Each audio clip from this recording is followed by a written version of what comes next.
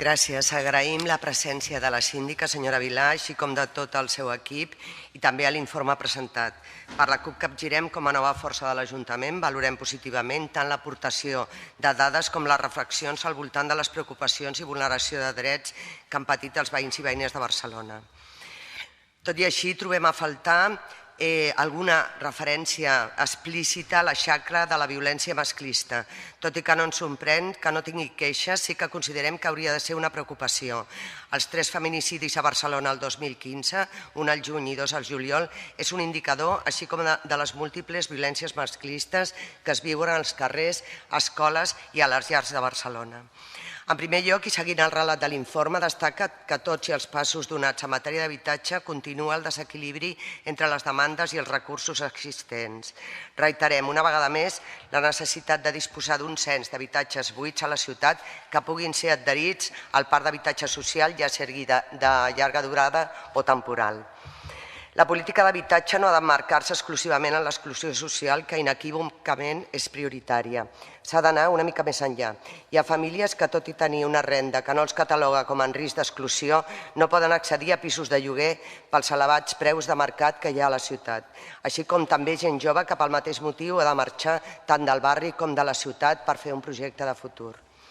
Respecte al pla urbanístic d'allotjaments turístics, compartim algunes de les propostes de la síndica, però per nosaltres la ciutat ja ha assolit el màxim d'habitatges turístics i no considerem la possibilitat de traslladar-los a barris perifèrics per treure's del centre, sinó que considerem que a dia d'avui les mesures a prendre han de passar pel decreixement.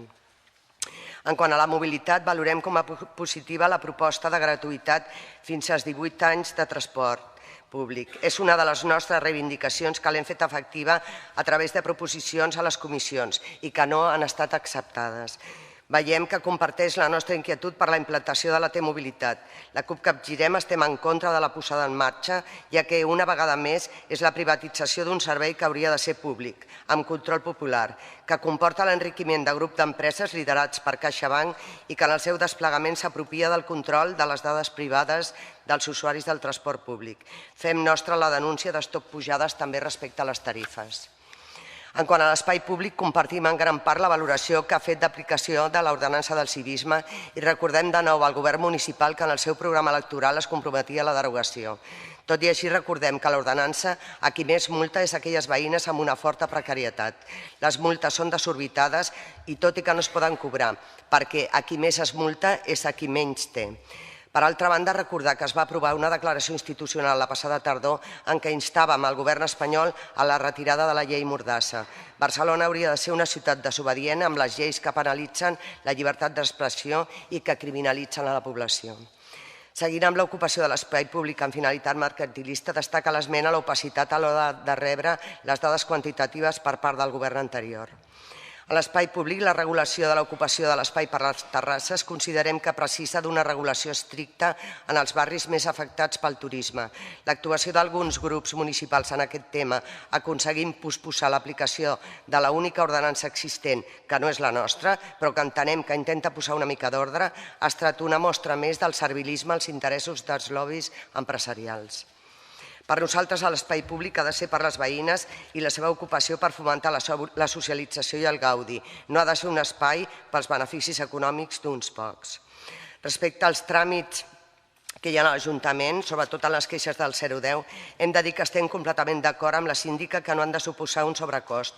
Hauria de ser gratuït i tot i així és encara més greu. Ens trobem que en el telèfon del civisme les treballadores tenen l'ordre que quan els truquen derivar-los al 010 perquè sigui trucada de cost, obligant-les a mentir, tot i que sigui la mateixa persona la que agafi el telèfon. És un altre dels serveis externalitzats a l'empresa privada, però responsabilitat del govern municipal. Una altra preocupació compartida és, per una banda, el gran nombre de serveis externalitzats i gestionats per empreses i, per l'altra, les condicions laborals que pateixen els i les treballadores d'aquestes.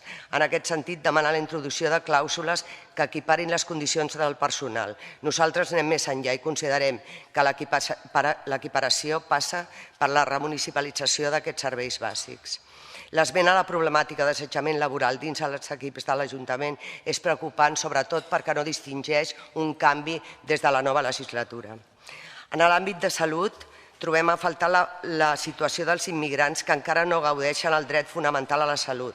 La darrera instrucció de la Generalitat fa que a dia d'avui tinguin encara restringit l'accés universal a la sanitat en tots els seus àmbits. La corresponsabilitat de l'Ajuntament s'emmarca dins el Consorci Sanitari de Barcelona. Creiem que és molt important. Així mateix trobem a faltar la problemàtica encara existent que es deriva de les retallades sanitàries. La situació que s'ha viscut del col·lapse d'urgències dels centres hospitalaris és la punta de l'iceberg de la manca de recursos en quant als fluxos interns a centres sociosanitaris i a la mateixa sanitat primària.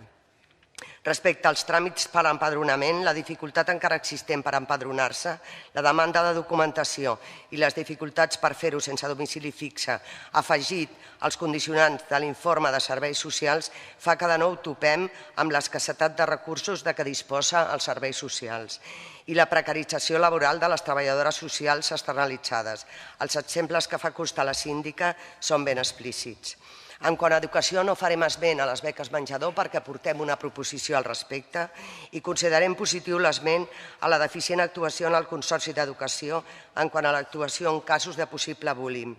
No podem oblidar tampoc el cas de l'Alan, víctima de LGTBI-fòbia o dels casos de pederàstia que hem conegut recentment i que es remunten a temps enrere, com l'alerta a la indefensió que tenen els infants davant de situacions d'assetjament o agressions socials a la ciutat de Barcelona.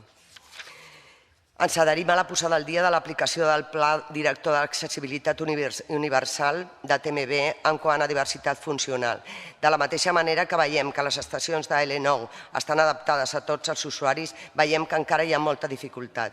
Així com per superar les dificultats amb la rampa dels autobusos, ja que l'ús de la rampa per tot tipus de viatgers la desequilibra constantment i, per tant, la fa ineficient.